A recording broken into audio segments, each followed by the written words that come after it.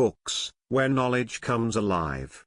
Here, we take you on an exciting journey through culture and science, uncovering insights that enrich our daily lives and make the journey of life more enjoyable.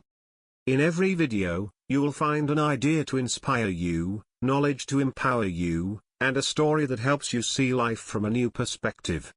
If you're looking for both enjoyment and knowledge, then you're in the right place. Don't forget to subscribe and hit the notification bell to stay connected with the pulse of books. The pulse of life and knowledge. Okay, let's unpack this. Have you ever felt like you're caught in a sprint, but you're not even sure what the finish line is? That feeling, constant notifications, always rushing, chasing the next thing, only to end up just feeling drained and maybe a bit lost. It seems like everyone feels this way sometimes. So today, we're going to dive deep into something that sounds, well, maybe a bit odd at first. Slowness. But look, this isn't about stopping completely. It's about choosing consciously, making deliberate moves. Our guide here is this really insightful book, ABL 1, which translates, roughly, to the art of slow living in a fast world. Our mission today, to pull out the absolute core nuggets from this book, give you a fresh way to look at success, at well-being. We want to explore how embracing slowness isn't really about doing less, but maybe doing what truly matters, with more intention, more impact for you. It's a fascinating perspective, isn't it? Because the book argues quite compellingly, I think, that speed might get you somewhere fast, sure, but slowness, that's what helps you confirm if that destination is even the right one in the first place. It really challenges how we think about getting things done, about growth. And this deep dive, it's not just theory. We're aiming to pull out some practical strategies, things you can actually use. Yeah, the book starts right off painting this picture of our lives. Yeah. A time of speed, it calls it. And that feels spot on, doesn't it? Everything just feels faster. News cycles, work demands, technology pulling at us, even our relationships sometimes. It's like being stuck in this race that never actually ends. And it just drains our energy, leaving us kind of running without direction. And if we connect this to the bigger picture, this relentless pace, it can stop us from truly, engaging with life. We end up just reacting all the time, right? Yeah. Responding to whatever pops up instead of making choices that actually line up with what we value. So understanding this slow approach becomes really relevant if you're feeling that disconnect, that pull towards something more deliberate. Okay, so here's where it gets really interesting.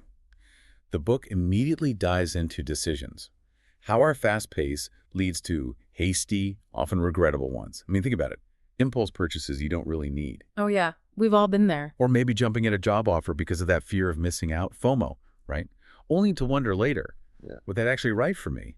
Or even just saying something sharp in the moment and instantly wishing you could take it back. That's such a common trap. And the book's point isn't about, procrastinating forever. It's about a conscious pause, building in that moment of deliberation. Awareness before you jump. Choosing to reflect instead of just reacting. Exactly. And they offer this great practical tool, the 72-hour rule for bigger purchases. Simple idea. Thinking of buying something expensive. Wait 3 days? Yeah. Just sit on it. Yeah. If the desire is still strong, okay, maybe it's right. But if it's just vanished, you've likely saved yourself money and regret. That really hits on something important, doesn't it? How often do we make a snap decision, big or small, that doesn't serve us well long term? The book suggests that for those huge life choices, marriage, moving, career changes, slowing down, gives you this wider perspective. It's invaluable. You start seeing angles, potential consequences, things you totally miss in that first rush of enthusiasm or maybe even pressure. It's about letting the emotional noise settle down. So the key takeaway here is always try to create a slowdown zone. That little buffer between something happening and how you respond. Don't feel like you have to answer right away. Give yourself time. Minutes, hours, maybe even days, depending on what it is. It's about getting back that space to think. Okay, moving on from decisions. What about focus and creativity? Things so many of us struggle with. The book makes a strong case that our fast lives keep our minds just constantly distracted, always jumping around. You start one thing, ping, notification, move to another, then a third, often completing nothing with real depth. Our attention feels fragmented. Yeah, and what's fascinating here is the argument that creativity doesn't thrive in speed. It actually needs quiet. It needs those moments of reflection, silence, where ideas can, breathe and connect. The book mentions how some of the greatest ideas didn't come from frantic meetings, but from, simple things. A walk, a shower, just sitting still. And you see this now, even big companies are starting to get it, encouraging short, device-free breaks. They understand that stillness actually refuels mental energy. It really makes you rethink things, doesn't it? How you approach a problem or a blank page. The book suggests this slow focus session. Just 30 minutes, no phone, no distractions, just you and one task. Give it a try. And for creativity, try a mindful walk. Half an hour maybe. No music, no calls, just walking and noticing. I actually tried this recently, and seriously, a solution I'd been stuck on for ages just popped into my head. It shows you what happens when you give your mind some room. All right, let's tackle the big one. Technology, the paradox, right? It's given us so much connectivity, information, efficiency, amazing stuff. But it's also kind of sneakily stolen our time, fractured our focus. Yeah, without us even noticing sometimes. Those endless notifications, the constant content stream, it could feel like you're being controlled by your devices, not the other way around. Absolutely. But the book's stance isn't, run away from tech. Not at all. It's about using it consciously. If we connect this to the bigger picture, it's about shifting from being reactive to our devices to actively controlling them. It raises a really important question for you. Who's actually in charge of your attention span? Is it you or the notifications? Exactly. And the practical tips are quite freeing, actually.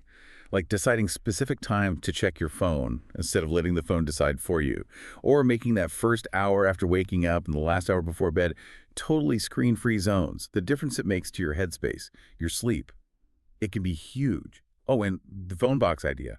When you need to focus, physically put your phone away, out of sight, maybe in another room. It works wonders. And here's a golden nugget from the book, just a simple shift in thinking.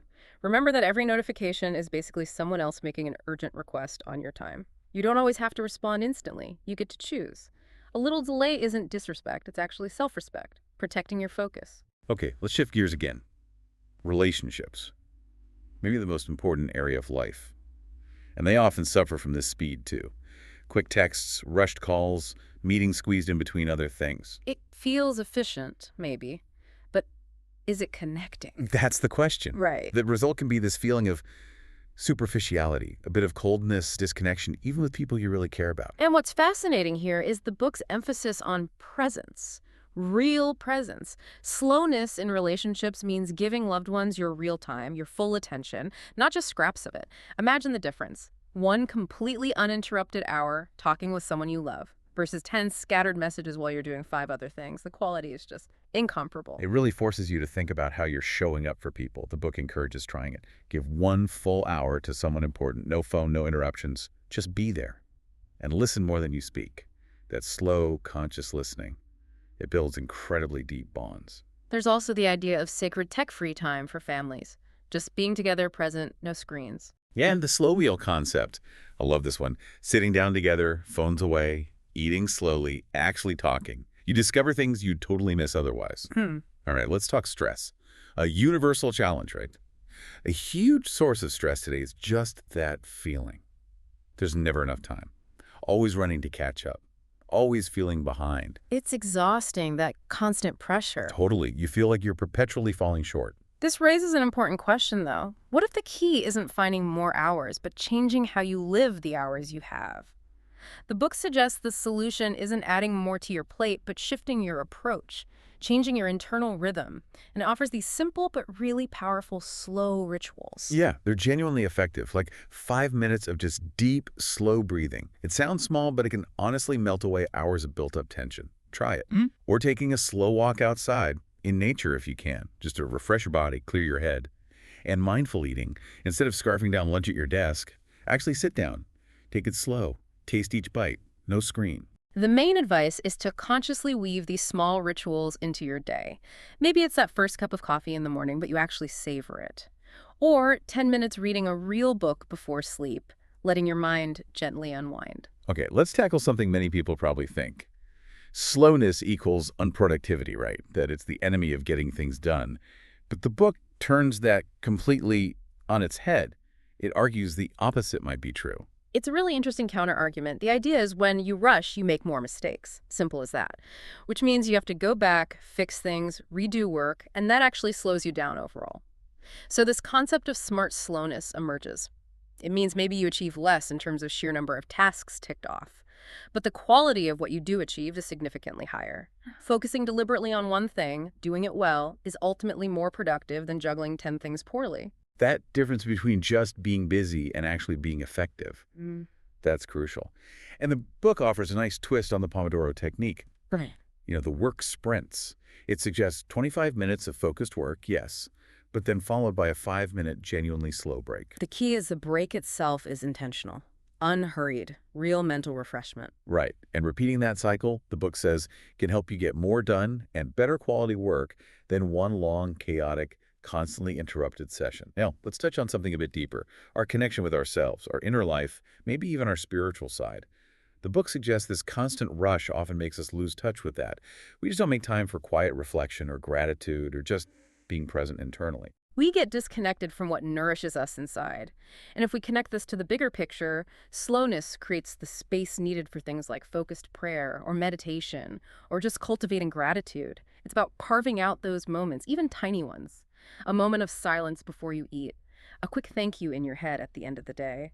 Mindfully noticing your breath for 60 seconds. These small acts can really help you reconnect. The practical advice here is wonderfully simple. Try a daily moment of silence, just 1 minute. Slow breathing, focusing on something you're grateful for. It's manageable, right? But the potential impact on your inner peace, your self-awareness, it can be profound over time. So what does this all mean for you listening right now? I think the core message from The Art of Slow Living is really about regaining control. Control over your own rhythm. It's this powerful reminder that speed isn't always the goal. It's not always strength. And slowness. Definitely not weakness. Absolutely. It's okay to go fast sometimes. Life demands it. Of course. But the real skill, the real art, is knowing when to deliberately pause, when to choose to slow down, when to actually savor the journey, not just race through it. Which leaves us all with, I think, a really important question to reflect on.